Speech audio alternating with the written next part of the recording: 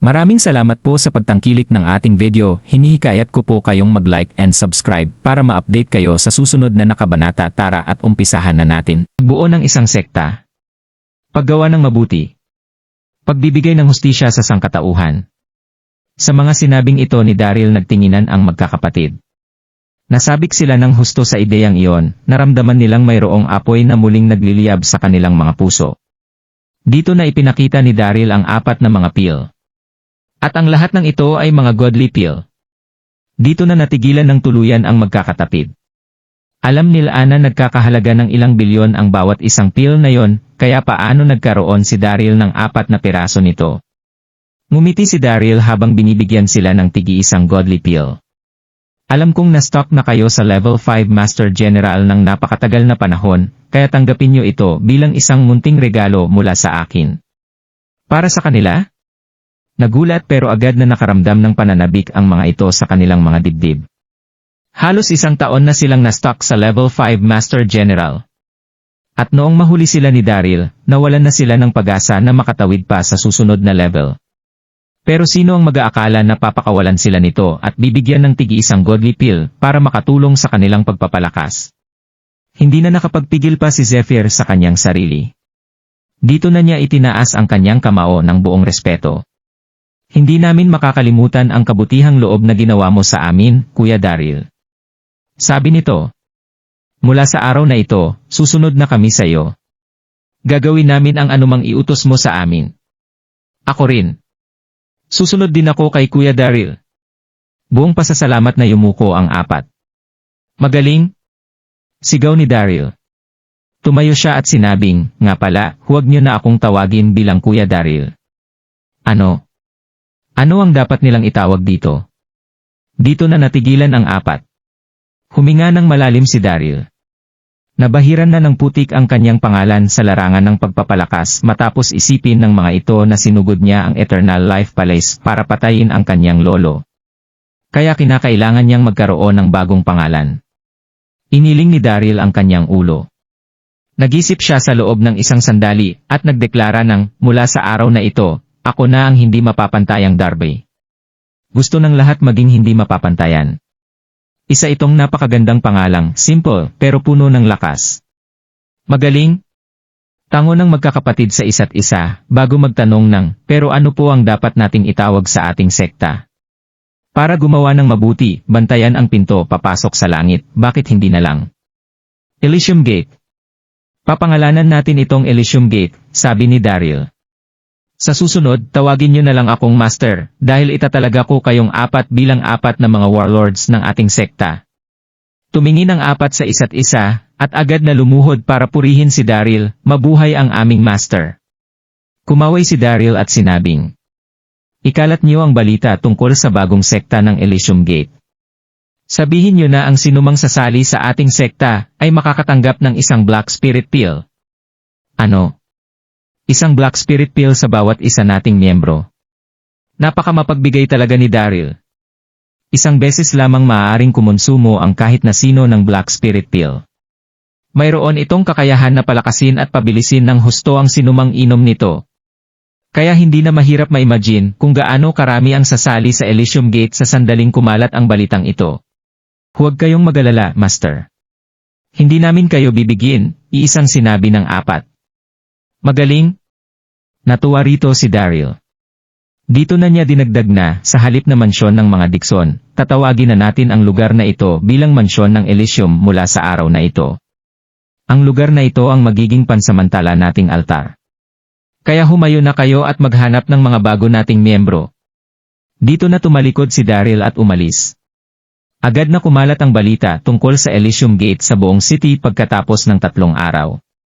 Ang mga bago nitong miyembro ay mabibigyan ng tigi-isang Black Spirit Pill sa sandaling maging opisyal silang miyembro ng sektang ito, siguradong hindi matitiis ng kahit na sinong cultivator ang alok na ito ni Daryl. Maraming malalakas at makapangyarihang mga cultivator ang bumisita kay Daryl. Sa loob lang ng 3 araw, agad na nagkaroon ng pundasyon ang Elysium Gate sa mundo ng mga cultivator. Naging kilala rin ang pinuno ng sektang ito na si Indomitable Darby. Walang kahit na sino ang nakakaalam kung ano ang tunay niyang pagkatao, saan siya nagmula, at ang kasalukuyan niyang level ng pagpapalakas. Mayroon itong suot na isang gintong maskara sa bawat sandaling nagpapakita ito sa publiko. Sa loob ng 3 araw, nagawang magkaroon ng Elysium Gate ng libo-libong mga tagasunod. Pero kahit na binubuo ng mabababang Master o Master General ang sektang ito, hindi pa rin sila dapat na i-underestimate ng kahit na sino. Sa loob ng Xiaoyao sect, biniyayaang umupo si Naomi Grant sa kanyang trono. Habang sa gitna ng mainit na diskusyon ang mga nakatatandang miyembro ng kanilang sekta sa kanyang harapan. Tiningnan niya ang mga ito at ininterrupt sa kanilang diskusyon, isang bagong sekta na nagngangalang Elysium Gate ang nabuo. Masyadong naging mabilis ang pagangat nito matapos magkaroon ng libo-libong mga miyembro sa loob lang ng maiksing panahon. Mas naging misteryoso naman ang pinuno ng sekta nitong si Indomitable Darby. Mayroon ba kayong kahit na anong impormasyon tungkol sa tunay niyang pagkatao? Nako-confuse naman siyang tiningnan ng mga nakatatandang miyembro ng kanilang sekta. Walang kahit na sino ang nagsalita ng kahit na ano. Tumayo ang pinuno ng mga nakatatandang miyembro at nagpaliwanag ng, "Master, ngayon lang po kami nag-usap-usap tungkol sa bagay na ito. Nabalitaan namin na ang sinumang sasali sa Elysium Gate ay makakatanggap ng isang Black Spirit Pill. Para naman po sa pinuno ng kanilang sekta, hindi pa namin naririnig ang pangalang ito kahit na kailan." Talaga? Indomitable Darby, napaka-arogante ng pangalang ito. Simangot ni Naomi. Kababalik-balik lang ni Von Yaong sa tahanan ng mga Yaong sa Donghai City. Bagsak na bagsak ang mood nito sa mga sandaling ito. Mula noong mangyari ang bagay na yon sa kanyang kasal, hindi na tumigil ang depresyong dinaranas ngayon ni Von. Dito na niya hinanap si Lily para tanungin ang kasalukuyang lagay ngayon ni Daryl. Pero lalo siyang bumagsak noong marinig nito na walang kahit na anong balita tungkol kay Daryl si Lily. Nang makapasok siya sa kanilang sala, nasasabik na sinabi ni Kingston na, "Narinig mo na ba ang balita, Yvonne? Isang bagong sekta raw ang nabuo. Tinatawag nila ito bilang Elysium Gate. Napakaganda sa Elysium Gate." Nagawang sumali rito ng magkakapatid na Dixon. Silang lahat ay mga level 5 Master General, hindi level 1 Marshal Marquis na sila ngayon. Sinasabi nila na makakatanggap daw ang kahit na sino ng Black Spirit Pill sa sandaling sumali sila sa sektang iyon. At higit sa lahat, alam mo ba kung ano ang tawag nila sa pinuno ng sektang ito? Tinawag nila itong Indomitable Darby. Hindi ba't napakalakas ng pangalang iyon? Nagpatuloy sa pagsasalita si Kingston pero hindi siya pinakinggan ni Von. Naglakad ito paakyat sa kanyang kwarto. Nakatuon lang kay Daryl ang buo niyang isipan, kaya wala na siyang naging interes sa kahit na anong bagay maliban dito. Wala namang nagawa si Kingston tungkol sa bagay na ito. Sinubukan na niya ang iba't ibang bagay para makausap ang kanyang anak, pero palagi siya nitong hindi pinapansin. Kaya umupo na lang siya at huminga ng malalim, iniisip nito kung ano ba ang nakita ng kanyang anak kay Daryl. At ngayong isa na lang itong ordinaryong tao, hindi na siya karapat-dapat na makasama ni Von. Kinuha ni Kingston ang mga hawak niya kaninang diaryo at nagpatuloy sa pagbabasa. Isa na siyang old school na lalaking mahilig magbasa ng mga diaryo araw-araw.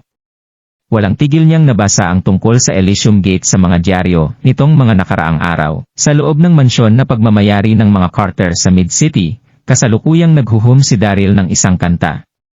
Pumuna siya sa sala matapos siyang tawagin ni Zoran at nagmamadaling papuntahin doon. Nang makarating siya rito, nakita niyang nakikipagtawanan si Zoran sa isang napakagandang babae. Isa itong napakaselang babae. Nakasuot ito ng mahaba at kulay dilaw na dress na nakapagpasosyal sa kanyang itsura. Pero kung tama ang hula ni Daryl, siguradong ito na ang asawa ni Zoran na si Susan Creek. Kasama ng dalawang ito sina Rachel, Sarah at Ewan. Buwisit. Bakit nandito na naman ang isang ito? Isip ni Daryl. Daryl, natutuwa siyang tinawag ni Sarah. Tumakbo siya palapit dito at agad na niyakap ang kanyang braso. Ngumuso siya habang sinasabi na, "Saan ka ba nagpupunta? Namiss kita." Natutuwa ring hinawakan ni Daryl ang ulo nito. At pagkatapos ay humarap siya para magalang na yumuko sa harapan ni Zoran at Susan. "Ninong, Ninang." Tumango at ngumiti si Susan nang makita nito si Daryl. Narinig niya na nagkaroon ang kanyang asawa ng bagong inaanak. Ito ang unang beses na makita niya ito. Naging maganda na ang impresyong ipinakita ni Daryl sa kanya, Isa itong magalang at guwapong binata. Pinapatanda ako ng pagtawag mo sa akin ng ninang. Bakit hindi mo na lang ako tawaging Tita Susan? Ngiti nito. Sige po, Tita Susan. Nakita niya na isang mabait at approachable na tao si Susan. Ito ang unang beses niyang makita ito, kaya dapat lang na magbigay siya rito ng isang regalo. Pero napakamot na lang siya sa kanyang ulo, dahil wala siyang dala na kahit ano. Habang nag-iisip ng malalim si Daryl, tumayo si Zoran at sinabing, tinawag kita para sabihin ang isang importanteng bagay. Mula sa araw na ito, tuturuan ka ni Susan tungkol sa mga formation. Formation. Nasabik dito ng husto si Daryl. Ang mga formation ay itinuturing bilang malalakas na kakayahang magagamit sa pakikipaglaban. Sa kasaysayan, marami sa mga kilalang mga mandirigma ang gumagamit ng mga formation para manalo sa mga laban at digmaan. Alam ni Tita Susan ang tungkol sa mga formation. Nasurpresa rito si Daryl. Tumawa naman si Zoran at sinabing, alam kong hindi mo ito alam, pero bihasa ang Tita Susan mo sa paggamit ng mga formation. Wala nang kahit na sino ang magnaging mahusay kaysa sa kanya sa paggamit nito. Dito na siya nagpatuloy sa kanyang pagsasalita, kinakailangan na niyang maipasa ang kanyang kakayahan sa ibang tao. Tinuturuan niya sina Sarah at Rachel kada tanghali. Bakit hindi mo sila samahan mula sa araw na ito? Sige po. Sige po. Sabi ni Daryl. Ngayong nagkaroon na ang kanyang sekta ng libo-libong mga tagasunod, madali na nilang mahihigitan ang lakas ng nasa 1-0, 0-0-0 mga tao, o higit pa sa sandaling matutunan niya ang ilang mga formation.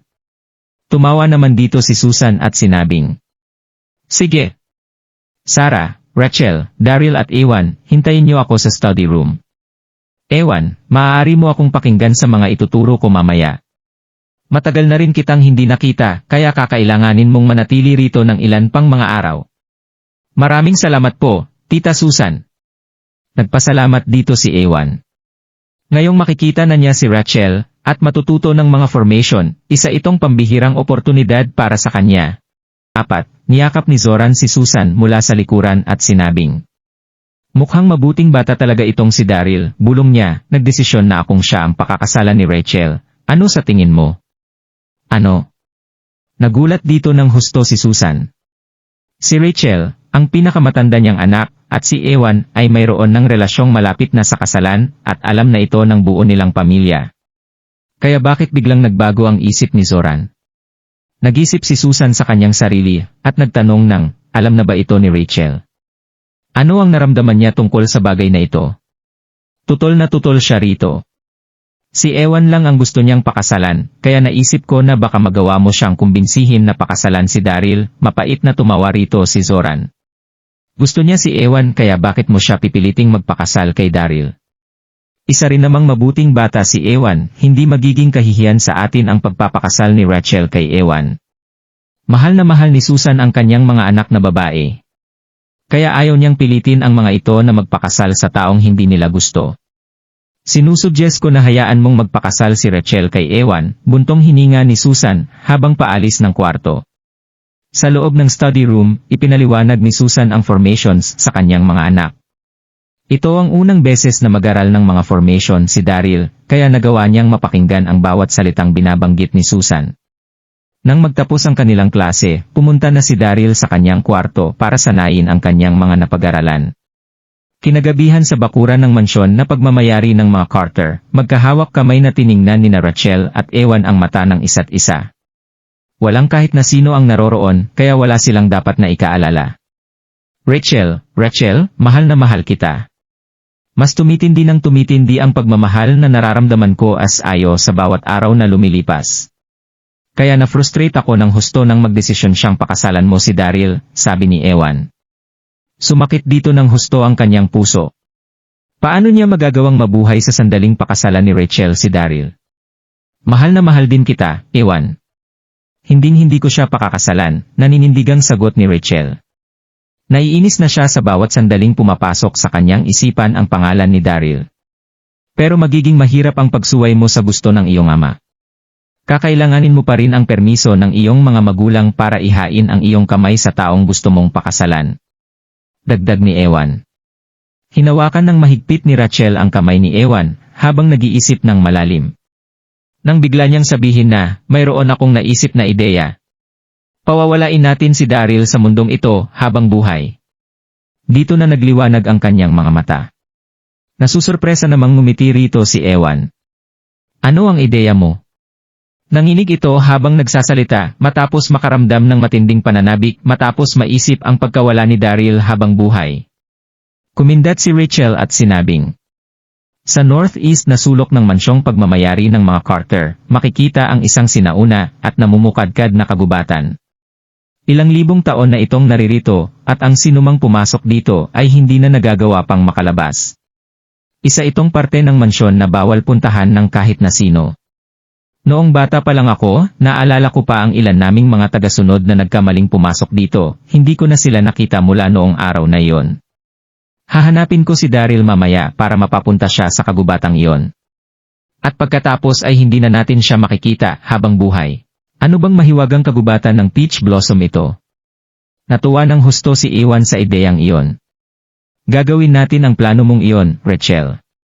Papupuntahin natin si Daryl sa kagubatang iyon. Nagliliwanag na sinabi ni Ewan. Magaling? Dito na sila nagmamadaling pumunta sa kwarto ni Daryl. Katatapos-tapos lang ni Daryl na mag-shower. Nakasuot ito ng kanyang mga pajama para pumunta sa kanyang kama. Slam!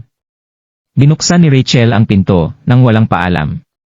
Napamura na lang si Daryl sa kanyang sarili habang nakangiting sinasabi na, ano ang problema natin ngayon, kapatid? Sinong kapatid? Simangot ni Rachel habang naiiritang nagtatanong. Nakakadiri talaga para sa kanya maging ang presensya ni Daryl na kanyang nararamdaman sa loob ng mansyong ito. Tumawa naman dito si Daryl at nagtanong ng, ako ang kapatid mo dahil ninong ko ang ama mong si Zoran. Kaya kung hindi kita kapatid, ano kita? Tumitig sa kanya si Rachel na nagsabing, gusto ka raw makita ni Papa sa Peach Blossom Forest, singhal nito. Pinag-usapan nila itong maigi ni Ewan. Sa sandaling banggitin niya ang pangalan ng kanyang ama, hinding-hindi magkakaroon ng kahit na anong suspetsa sa kanyang sarili si Daryl. Dito na umayon sa kanilang kagustuhan ang kanilang plano. Natitigilang nagtanong ang nagulat na si Daryl ng, ano ang kailangan sa akin ni Dad ngayon? At ano naman itong Peach Blossom Forest na ito? Sumunod ka na lang sa akin. Naiinis siyang dumura habang tumatalikod para umalis sa kwarto. Mabilis na nagpalit ng damit si Daryl at sumunod kay Rachel. Naglakad sila ng kalahating oras bago makarating sa pinakamalayo at pinakamasukal na parte ng mansyong pagmamayari ng mga Carter. Nakarating sila sa lagusan papasok sa kagubatan. Isa itong napakalawak at parang walang katapusang kagubatan. Walang sino ang nakakaalam kung gaano nga ba kalaki ang Peach Blossom Forest na ito. Dito rin nila nakita ang isang malaki at may 1 metrong taas na tablet sa entrance papasok sa kagubatan. Malinaw nitong sinasabi na ipinagbabawal ang pagpasok sa lugar na ito. Ipinagbabawal. Bahagyang na-confused sa kanyang nabasa si Daryl. Hinihintay ka na ni Dad sa loob nito, bulong ni Rachel. Sige na. Nagtanong naman si Daryl ng, ano? Ako lang. Hindi ka sasama sa akin. Siyempre, ikaw lang. Gusto ko rin sumama sa'yo pero sinabi ni Dad na ikaw lang daw ang papuntahin ko rito, nairitang sagot ni Rachel. Ring! Ring! Biglang nagring ang cellphone ni Daryl. Nagmula ito kay Nancy na asawa ni Dax. Nagulat siya dahil bigla itong napatawag kaya agad niya itong sinagot. Daryl, may nangyari kay Dax, pumunta ka na rito ngayon din. Nagpapanik na nagsalita si Nancy na para bang kanina pa ito umiyak. Ano? Nagugulat ng husto rito si Daryl. Agad siyang sumagot ng, huwag kang magpanik, ano ang nangyari? Ilang araw na ang nakalilipas mula noong mangyari iyon sa kasal ni Yvonne, kinidnap ni Florian si Lily. Agad itong nalaman ni Dax kaya nagdala siya ng nasa 100 niyang mga tauhan sa mansyon ng mga Darby para iligtas si Lily. Pero nagawa pa rin kumbinsihin ni Florian ngayong araw ang 6 na mga Orthodox sect na si Dax ang taong pinakamalapit sa iyo. Mula noong pakawalan mo ang Golden Lion, naniniwala na silang mayroon kang ang koneksyon sa Eternal Life Palace. At dahil nabalitaan nilang malapit sa iyo si Dax, inisip nilang sumali na rin si Dax sa kultong iyon. Nagdala si Abby's mother Serendipity ng maraming tauhan papunta sa mansyon ng mga Sander ngayong araw. Marami na silang napapatay na miyembro ng pamilya Sander. Nasugatan na rin ng husto si Dax ni Abby's mother Serendipity. Ano na ang gagawin ko? Kasalukuyang duguan na ngayon si Dax kaya baka hindi na siya makaligtas pa sa pagkakataong ito. Hindi mapakaling umiyak si Nancy sa kabilang linya. Buwisit! Nagalit dito ng husto si Daryl. Papunta na ako ngayon. Sigaw nito bago ibaba ang tawag. Kahit na wala siyang internal energy, hindi pa rin niya magagawang umupo at hintaying mamatay si Dax. Kinamuhian niya si Abby's mother Serendipity at ang mga tagasunod nito. Umalis na rin siya sa Donghai City pero sinubukan pa rin itong sundan siya. Galit na galit dito si Daryl. Tatalikod na sana siya para umalis nang tawagin siya ni Rachel. Daryl, hinihintay ka na ni Dad sa loob. Saan ka ba pupunta? Sabihin mo kay Dad na mayroon akong emergency na kailangang puntahan. Nababahalang sinabi ni Daryl. Sa tingin mo ba ay pwede mo na akong maging mensahero? Ngisi ni Rachel. Kung mayroon kang pupuntahan, ikaw mismo ang dapat na magsabi nito sa kanya.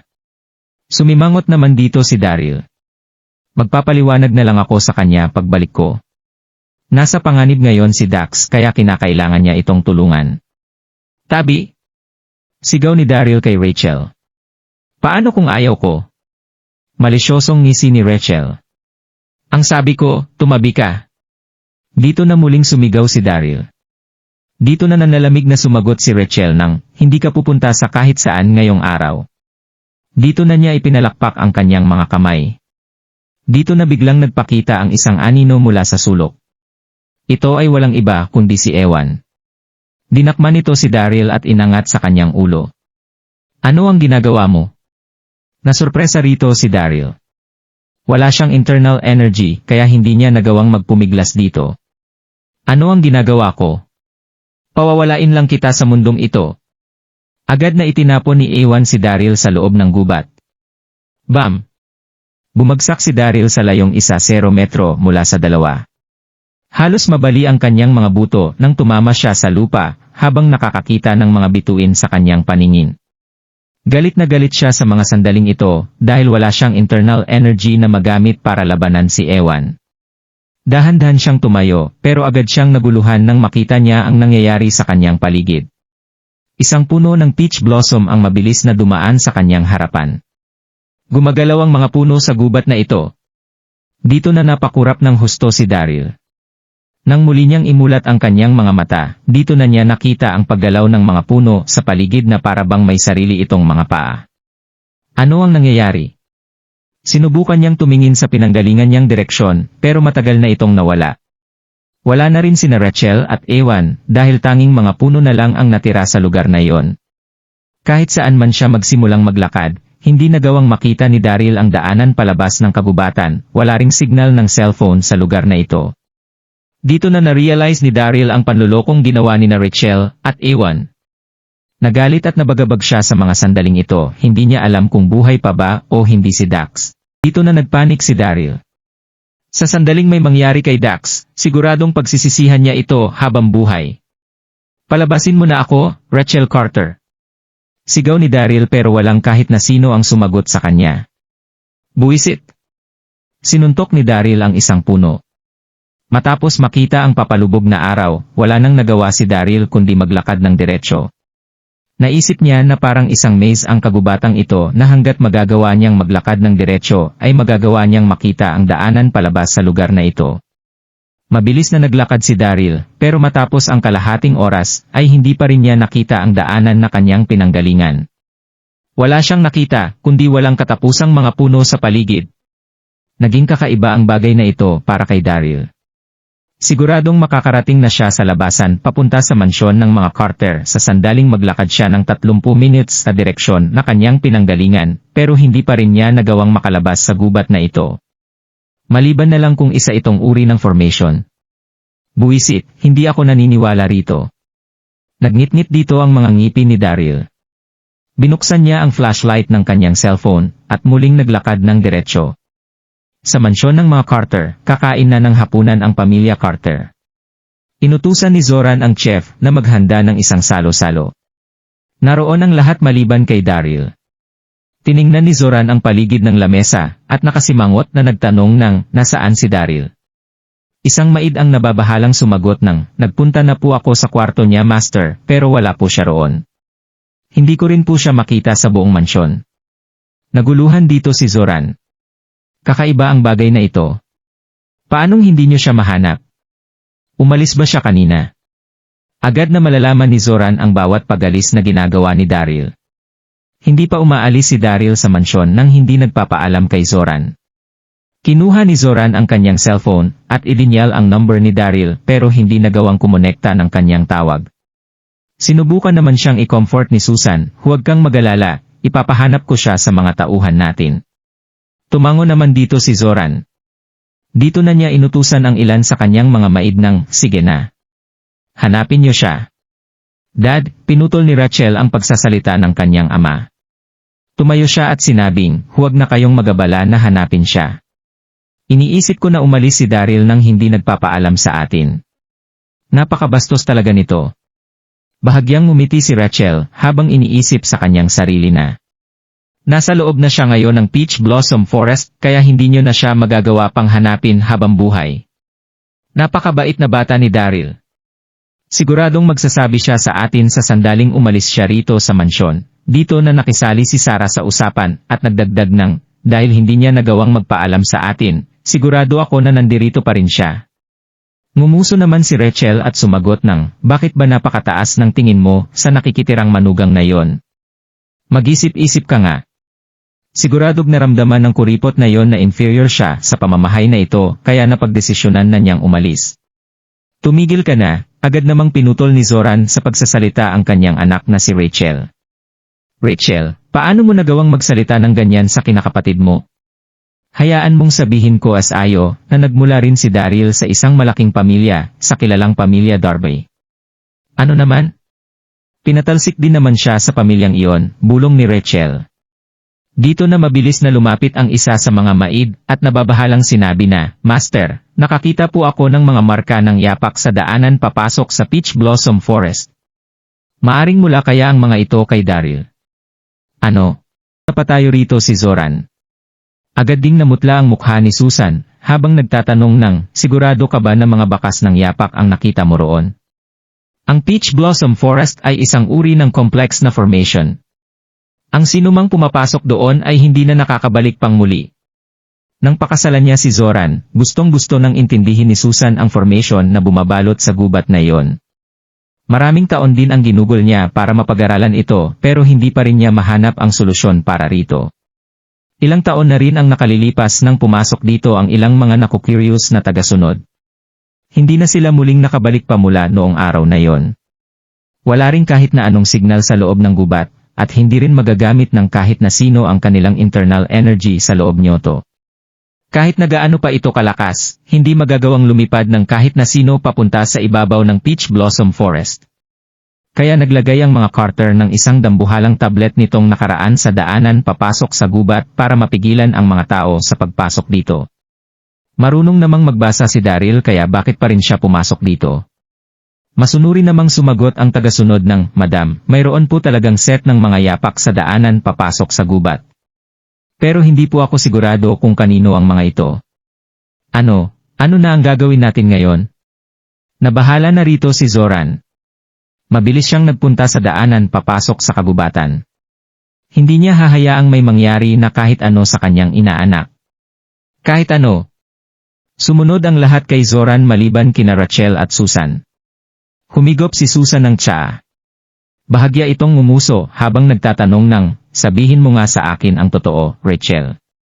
Niloko mo ba si Daryl para pumasok sa gubat? Hindi lang sa formation mahusay si Susan, dahil magaling din siyang bumasa ng ibang tao. Sinabihan siya ng kanyang instinct na si Rachel ang nanloko kay Daryl para pumasok sa Peach Blossom Forest. Sa bagay, hindi naman mangmang si Daryl. Kaya siguradong nakita niya ang malaking sign na kanilang nilagay sa lagusan ng kagubatan, pero nagawa pa rin nitong pumasok. Dito na nanginig sa takot si Rachel. Paano ito nalaman ng kanyang ina? Tumingin siya sa kanyang baba, at nabubulol na sumagot ng, "Mom, hindi ko po." Ibinaba si Susan ang hawak niyang tasa, at agad na nagpumilit sa kanyang mga tanong kay Rachel.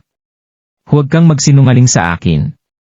Alam kong namumula ka sa sandaling nagsisinungaling ka sa akin. Kaya bakit mo ito nagawa?" Napakagat na lang si Rachel sa kanyang labi.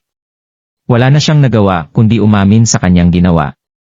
"Gusto kong ipakasal ni Dad sa kanya, pero si ewan ako ng gusto ko."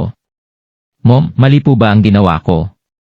Dito na huminga ng malalim si Susan na nagsabing, "Kahit na ganoon, hindi mo pa rin siya dapat dinala sa Peach Blossom Forest. Alam mo namang wala nang nakakalabas doon ng buhay. Alam mo rin siguro ang pasensya ng daddy mo. Sa sandaling malaman niya na ikaw ang may gawa nito, siguradong bubugbugin ka niya hanggang sa mamatay ka." Agad na namutla si Rachel nang ma-realize niya ang pagkakamali na kanyang ginawa. Siguradong katapusan na niya sa sandaling malaman ng kanyang ama na siya ang pumatay kay Daryl. "Mom, sasabihin mo ba ito ka Dad?" Natatakot na itinanong ni Rachel. Tumawa naman dito si Susan. "Itatago ko ang sikreto mong ito. Pero kailangan mo munang mangako sa akin na hindi ka nagagawa ng ganitong klase ng bagay kahit na kailan. Naiintindihan mo ba? Sa bagay, isa lang namang inaanak si Daryl. At si Rachel ang kanyang tunay na anak. Kaya kung hindi niya ito tutulungan itago ang kanyang lihim, matapos makita ang pasensya ni Zoran, siguradong paparusahan ito ng husto si Zoran, at hindi niya ito magagawang mapigilan." Agad na nakahinga rito nang maluwag si Rachel, habang niyayakap niya si Susan, at umiiyak na nagsasabi ng, "Maraming salamat po Mom. Napakabait niyo po talaga sa akin."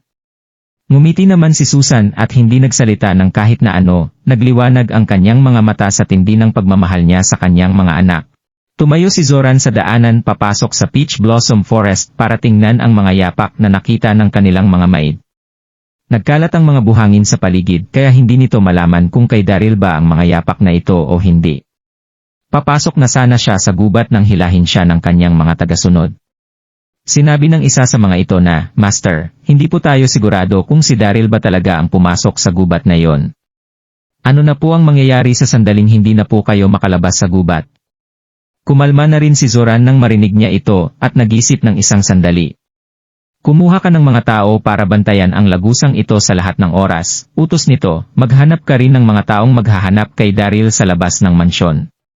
"Opo, Master." Napanghinaan dito ng husto ng loob si Zoran. Ayaw niyang maniwala na kay Daryl ang mga bakas ng yapak na ito, pero itinuturo ng ibang mga detalye sa pagkawala ni Daryl na nakulong nga ang kanyang inaanak sa gubat na ito. Nakaramdam siya ng matinding pagkabahala at pag-aalala para sa kanyang inaanak. Pagkatapos ng 3 araw, kasalukuyan pa ring nasa loob ng gubat si Daryl na nakasandal sa isang puno ng peach blossom. Magbitak-bitak na ang kanyang mga labi, at malapit nang mawala sa kanyang sarili. Sinubukan na niya ang iba't ibang bagay para makatakas pero nabigo pa rin siya rito. Dahil wala siyang internal energy, mabilis na napagod at nauhaw ng husto si Daryl. Malapit nang maubos ang natitira niyang enerhiya sa katawan. At hindi rin nakatulong ang napakaraming mga buto at bangkay na kanyang nakita sa loob ng gubat, malinaw na nagmula nga ito sa mga taong hindi sinasadyang makapasok dito. Makukulong na ba siya rito habang buhay? Desperadong napahiga si Daryl. Napagod at nagalala siya ng husto kay Dax. Gusto niyang ipikit ang kanyang mga mata pero natatakot siya dahil baka hindi na niya ito muli pang maimulat. Dito na niya napansin ang isang balon na may ilang metrong layo sa gilid ng kanyang mata. Buwisit, isang balon. Para siyang na-injeksyonan ng steroids sa mga sandaling ito, ginamit niya ang lahat ng natitira niyang lakas para tumayo at pumunta sa balon. Magiging maganda kung makakainom siya ng kahit kaunting tubig sa balon na yon. Kinamot niya rin ang kanyang mga mata, at hindi nga siya nagkakamali, hindi nga ito ilusyon, mayroon talagang balon sa kanyang harapan. Hindi niya alam kung saan nanggaling ang lakas niyang ito, pero ginamit niya ang lahat ng ito para makalapit sa balon. Nagulat siya ng husto nang tingnan niya ang loob ng balon na ito. Ang malalim na balon na kanyang nakita, ay may ilang metrong lalim pero kakaunti lang ang tubig na laman nito. Kaya ang tanging paraan para makainom ng tubig mula rito, ay ang pagpasok sa loob ng mismong balon. Pinunasan niya ang bitak-bitak niyang mga labi, at ginamit ang natitira niyang lakas para dahan-dahang suportahan ang kanyang sarili pababa sa balon gamit ang kanyang mga kamay at paa na nakakapit sa magkabilang gilid nito. Dito na dahan-dahang bumaba si Daryl. Nang marating niya ang ilalim ng balon, nalaman ni Daryl na hanggang tuhod lang niya ang lamang tubig nito. Balot na rin ng lumot ang ilalim ng balon, malinaw na matagal na nga itong hindi nagagamit. Wala nang pakialam si Daryl kung ligtas bang inumin ang tubig sa ilalim nito, masyado na siyang nauuhaw para rito. Gulp! Gulp! Sumalok siya ng tubig gamit ang kanyang mga kamay at uminom ng tubig. Gumaan ang kanyang pakiramdam nang pumasok ang tubig sa kanyang lalamunan papunta sa kanyang tiyan. Habang uminom siya ng tubig, naramdaman ng kanyang binti ang pagtama nito sa isang matigas na bagay. Inakala niya na isa lang itong bato kaya yumuko si Daryl para kunin ito. Hush! Umangat ang bato habang tumutunog ang tubig na bumabagsak mula rito. Nasurpresa rito si Daryl. Mukhang isa nga itong maliit, gawa sa tanso at hugis rectangle na kaldero. Nababalot na ito ng lumot matapos malubog ng napakatagal na panahon sa tubig, pero nagawa pa ring makita ni Daryl ang napakagandang disenyo sa paligid nito. Mukhang nagmula ito sa Warring States period base sa itsura nito. Pero ang kumuha sa interes ni Daryl ay ang gawa sa tansong box na nakalagay sa loob ng kaldero. Isang tansong box sa loob ng kaldero na nasa ilalim ng tubig na nasa ilalim ng balon. Masyado na itong kamangha-mangha. Hindi na nagdalawang isip si Daryl nang buksan niya ang box. Dito na siya nagulat ng malamang nakaselyo ng husto ang box na ito. Walang tubig na nakapasok sa loob nito kung saan nakalagay ang isang libro na gawa sa kawayan. Ano ang isang ito? Binuksan ni Daryl ang libro. Agad niyang nabasa ang mga salitang Baiki Formations sa una nitong pahina. Baiki Formation. Dito na bilang napuno ng pagkasabik ang isip ni Daryl. Sinasabi nila na ang sinauna at makasaysayang general na si Baiki ay bihasa sa paggamit ng mga formations. At bago ito namatay ay nagawa niyang isulat ang lahat ng formation na kanyang nalaman sa isang libro na tinawag ng mga eksperto bilang Baiki Formations. Pero isa lang itong mitolohiya. Mula noong mamatay ang general na si Baiki, walang sinuman ang nakakita sa librong iyon. Maaari kaya na ito ang libro na kanyang ginawa. Na-curious dito si Daryl. Dito na niya sinimulang basahin ito ng maigi. Ako, si Baiki, nakilala ng mga tao bilang God of Death, ay mag-iiwan ng Baiki Formations sa sinumang tao na unang makahanap sa librong ito. Hinihiling ko na maipasa sana ng librong ito ang lahat ng aking kaalaman sa sinumang makakahanap dito. Dito na huminga ng malalim si Daryl. Natuwa siya rito ng husto. Para siyang nanalo ng jackpot sa librong ito. Si Baiki ay isang makasaysayang mandirigma noong Warring State period, para ng Diyos ang ipinakita nitong kakayahan sa paggamit sa kanyang hukbo sa digmaan. Ayon sa isang alamat, lumaban si Baiki ng 70 beses sa buong buhay niya, pero hindi siya natalo ng kahit isang beses sa mga ito. Nasa milyon-milyon ang kanyang mga napatay na mandirigma sa mga labang ito. At noong Battle of Changping ay nagawa ni Baiki na pumatay ng 400,000 na sundalo ng Zhao State. Mabilis itong nalaman ng lahat. Pero ang lahat ng ito ay dahil sa napakahusay na paggamit niya ng formation. Ginamit niya ito para manalo sa napakarami niyang mga laban. Nasabik dito ng husto si Daryl, kumabog ng mabilis ang kanyang puso. Niyakap niya ang librong gawa sa kawayan at mabilis na nahumaling sa pagbabasa nito.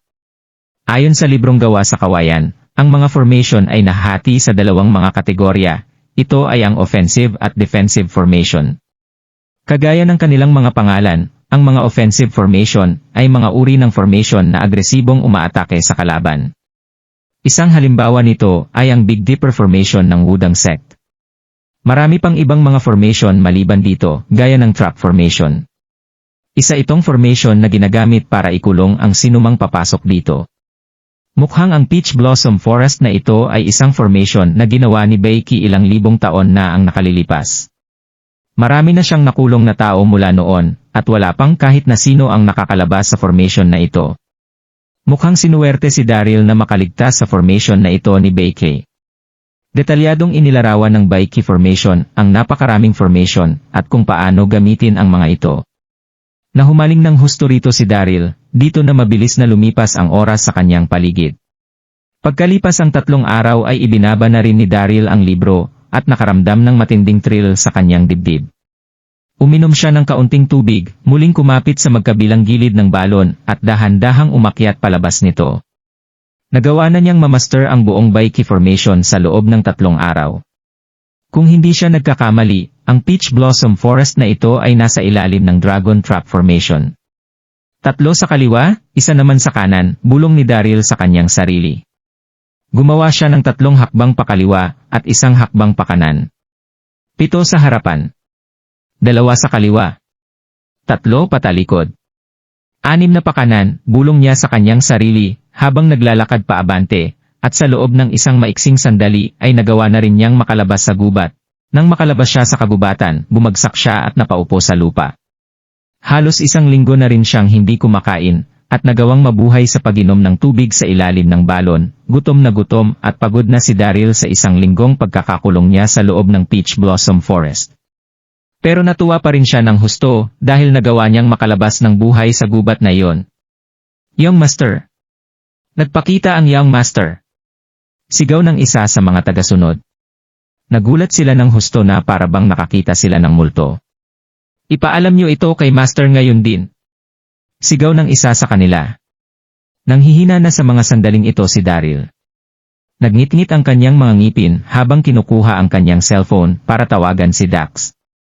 Hindi niya matawagan si Dax kaya agad niyang tinawagan si Nancy, pero hindi rin kumonekta ang kanyang tawag dito, parehong nakapatay ang mga cellphone ng dalawa. Hayop ka, Rachel Carter. Hinding-hindi kita mapapatawad sa sandaling may mangyari kay Dax. Mura ni Daryl. Galit na humingal dito si Daryl. Wala siyang magawa kundi maghanap ng taong titingin sa kalagayan ni Dax sa Donghai City. Dito na niya tinawagan si Zephyr Dixon. Agad nitong sinagot ang tawag sa loob lang ng 3 segundo. Master. Nasasabik na bati ni Zephyr. Saan po ba kayo nagpunta? Sinusubukan ka po naming kontakin, Master. Mayroon po kaming magandang balita sa inyo. Nasa kulang-kulang 3,000 na ang mga miyembro ng Elysium Gate. Huwag na muna nating pag-usapan ang tungkol dyan. Agad na pinutol ni Daryl sa pagsasalita si Zephyr.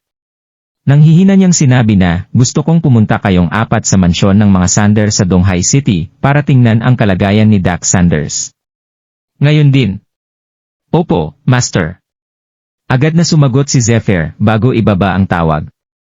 Sa gitna ng bakuran ng mansyon, na pagmamayari ng mga Carter.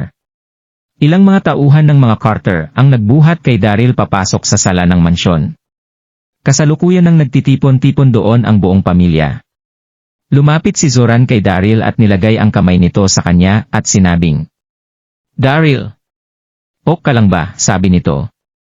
Hindi naman makasagot ng kahit na ano si Daryl. Tiningnan niya ang mga pagkaing nakahain sa lamesa, nakalimutan na niya ang kanyang manners, habang sinisimulang kainin ang mga pagkaing iyon. Nakaramdam ng sakit sa kanyang puso si Zoran nang malaman niyang matagal nang hindi nakakain si Daryl. Dito na niya dahan-dahang sinabi na, dahan-dahan lang, Daryl. Hay, inisip nito kung gaano nga ba katindi ang pinagdaanan ni Daryl nitong mga nakaraang araw. Sabi ko na nga ba na magiging ok ka lang, Daryl. Subukan mo ito. Napakasarap nito. Kumuha si Sarah ng pagkain para ay Daryl. Natuwa ito ng husto nang makita niyang muli si Daryl. Natigilan naman ang ilan nilang mga kasama, hindi sila makapaniwalang tumingin kay Daryl. Paano nito nagawang malakaba sa Peach Blossom Forest?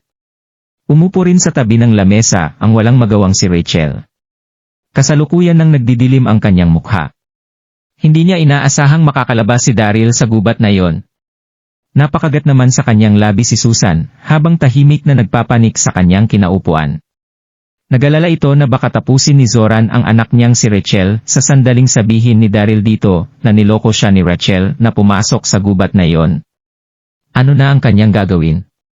Hindi inasahan ni Susan na makakaligtas din dito si Daryl. Kahit na matalino si Susan, nagpanik pa rin siya ng kaunti sa mga sandaling iyon. Matapos makita na malapit nang matapos kumain si Daryl, agad na nagpalit ng mga iniisip na bagay si Susan. Ngumiti ito at mahinang nagtanong ng, Daryl, paano mo nagawang malakabas sa gubat na yon? Iniwasan niyang tanungin ito ng tungkol sa kung paano nito nagawang pumasok sa Peach Blossom Forest habang umaasa na madidistract niya ito. Tumitig ng husto ang lahat kay Daryl sa mga sandaling ito. Sa bagay, ang Peach Blossom Forest ay isang napakalakas na formation. Walang kahit na sino ang nakasolve dito sa loob ng libong taon mula noong gawin ito ni Becky. Isang himala ang paglabas dito ng buhay ng kanyang inaanak. Ngumiti naman si Daryl at sumagot ng, "Hindi ko po alam kung paano po ako nakalabas dito. Nawala po ako sa loob pero naglakad-lakad lang po ako sa paligid hanggang sa muli kong makita ang daanan papasok dito.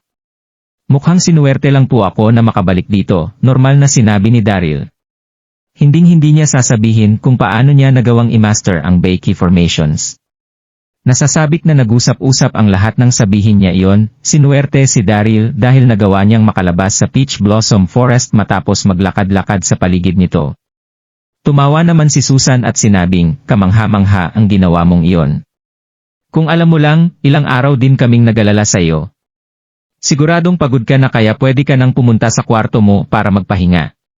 Nag-aalalang tiningnan ni Susan si Daryl. Pero sa totoo lang ay sinusubukan niya lang itong i-distract para hindi na makapagtanong ang kanyang asawa kay Daryl ng kahit na ano. Pero nagawa pa rin itong tanungin ni Zoran.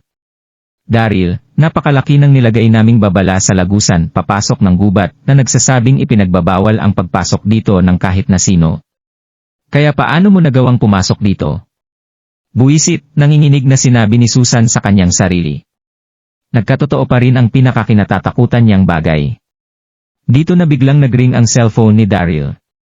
Kaya ibinaba na niya ang kanyang mga ginamit na utensils para sagutin ang tawag na ito, mula ang tawag na ito kay Zephyr. "Pagod na po ako, Dad. Aakyat na po muna ako para magpahinga," bulong ni Daryl. Gusto niya sanang sagutin ang tawag ng pribado. Sige magpahinga ka na muna." Paulit-ulit siyang sinabihan ni Zoran na magpahinga, kahit na naku-curious pa rin ito sa pagpunta ni Daryl sa gubat. Agad niyang inutusan ang kanyang mga tagasunod na buhatin si Daryl paakyat nang marinig niya kung gaano kapagod ito. Sa kanyang kwarto, humiga si Daryl sa kanyang kama at agad na sinagot ang tawag. Nabahala ng kaunti si Zephyr habang nagsasabi ng, "Master, puno po ng dugo ang mansyon ng mga Sanders nang makarating kami roon. Malinaw na naganap doon ang isang laban. Punong-puno ng kalmot ang mga dingding sa loob nito." Huminti ito ng sandali at muling nagpatuloy sa pagsasalita, "Wala po kaming nakita na kahit sino sa loob ng mansyon, pero agad po naming nalaman ang buong pangyayari." "Ano ang nangyari?" Hindi makapaghintay na tanong ni Daryl. Mukhang ilang araw na ang nakalilipas nang gumawa ng gulo si Abby's Mother Serendipity sa mansyon ng mga Sanders. Inakusahan niya si Dax na miyembro ng Eternal Life Palace. Ilang beses nilang pinagsasaksak si Dax hanggang sa mawalan ito ng malay. Hindi namin sigurado kung buhay pa po ba ito o hindi na. Dito na naguto si Abbes na kunin si Dax, ang kanyang asawang si Nancy, at ang lolo nilang si Saul para interrogate. Dito na nagblangko ang isip ni Daryl, isinara niya ng husto ang kanyang kamao nang marinig ito. "Saan naman nila ito dinala?" tanong ni Daryl.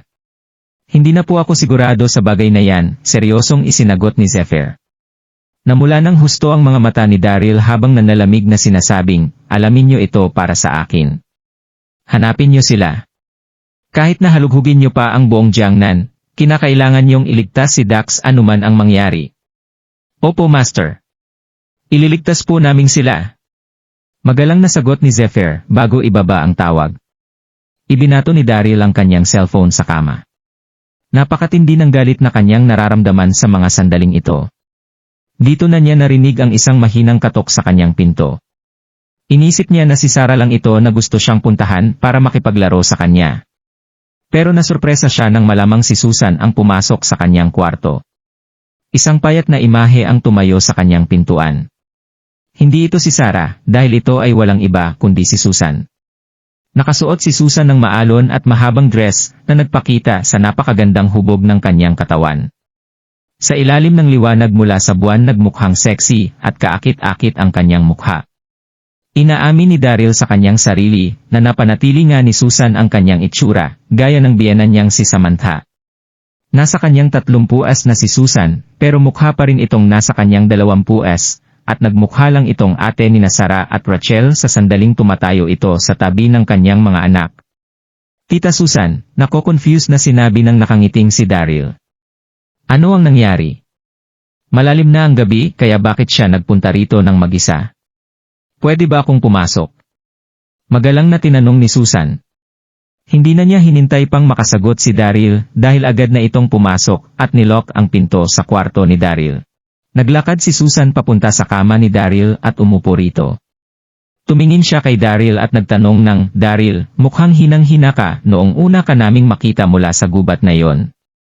Kumusta na ang pakiramdam mo ngayon? Natigilan dito si Daryl. Kung nagpunta lang si Susan dito para itanong ang kanyang lagay, bakit niya ilolok ang pinto? Maayos na po ang pakiramdam ko matapos kong kumain ng masasarap na pagkain kanina, tawag ni Daryl. Tumango si Susan at ngumiti. Mabuti naman kung ganoon. Nagtinginan sila ng ilang sandali at tahimik na umupo ng magkatabi. Hindi na nakapagpigil pa si Daryl sa kanyang sarili. Awkward itong tumawa at nagtanong ng, may maitutulong po ba ako sa inyo, Tita Susan? Napakagat na lang sa kanyang labi si Susan.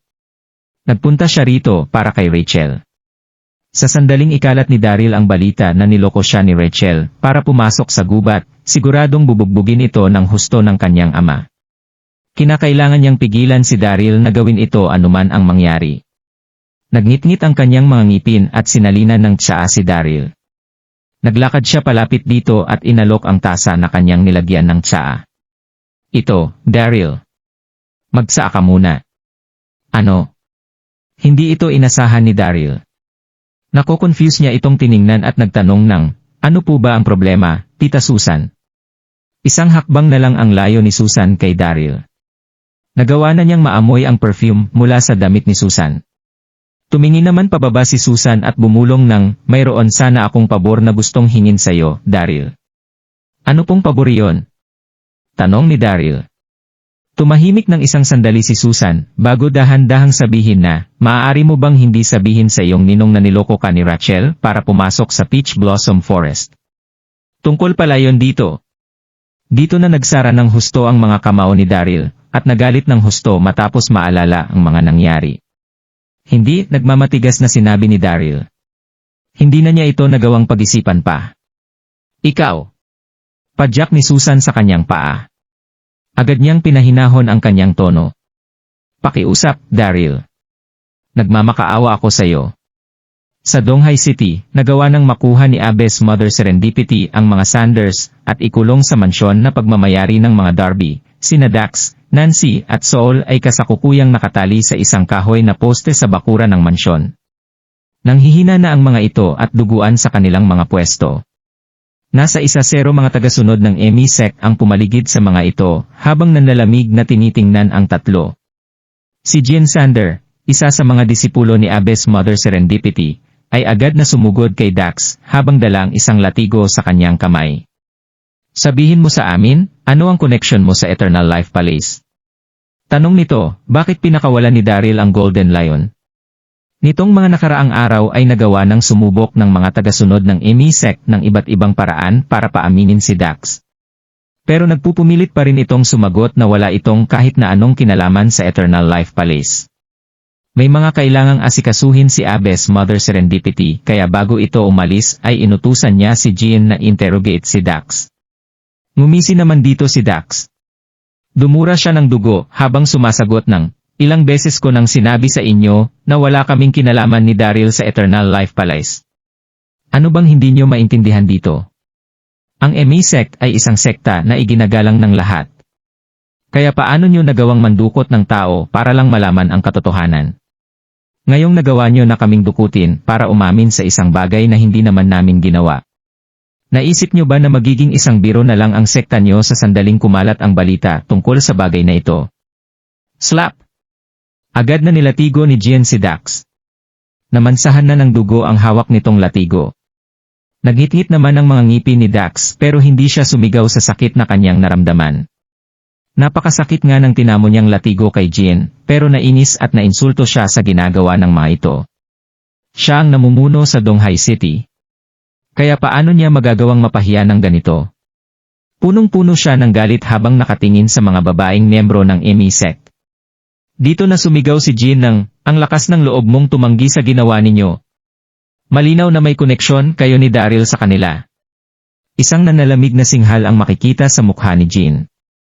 Nang matapos ito sa pagsasalita, muli niyang hinampas ng latigo si Dax.